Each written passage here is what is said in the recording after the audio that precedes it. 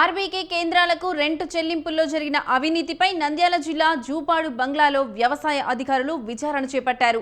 గతంలో ఇక్కడ విధులు నిర్వహించిన మండల వ్యవసాయ అధికారి రంగారెడ్డి ప్రిన్సిపల్ సెక్రటరీకి ఫిర్యాదు చేశారు. 2018 నుంచి 2023 వరకు రైతు భరోసా కేంద్రాల అద్దె చెల్లింపులలో అధికారులు భారీ అవినీతికి పాల్పడ్డారని ఫిర్యాదు చేశారు.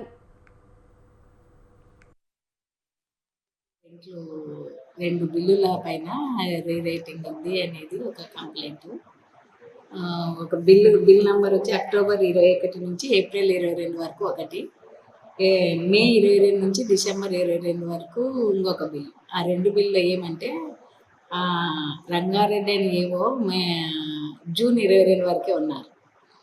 అప్పుడు కానీ వీళ్ళు ఆయన లేని పీరియడ్లో కూడా మే 22 నుంచి డిసెంబర్ వరకు ఆయన సిగ్నేచర్స్తో ఓచర్స్ సబ్మిట్ చేసినారు. నేను లేని పీరియడ్లో సబ్మిట్ చేసినారు ఎందుకని ఆయన కంప్లైంట్ ఇచ్చారు కమిషనర్. ఇస్తే వాళ్ళు ఎంక్వైరీ చేయమని మా డిఏ ఆఫీస్ నంద్యాల వరకు వచ్చింటే సార్ వాళ్ళు మమ్మల్ని ఎంక్వైరీ చేయమని ఇక్కడికి ఇచ్చినారు.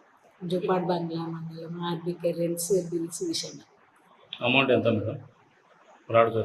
ఫ్రాడ్ అని కాదు, ఇంకా మేము ఆయన లేని పీరియడ్లో ఆయన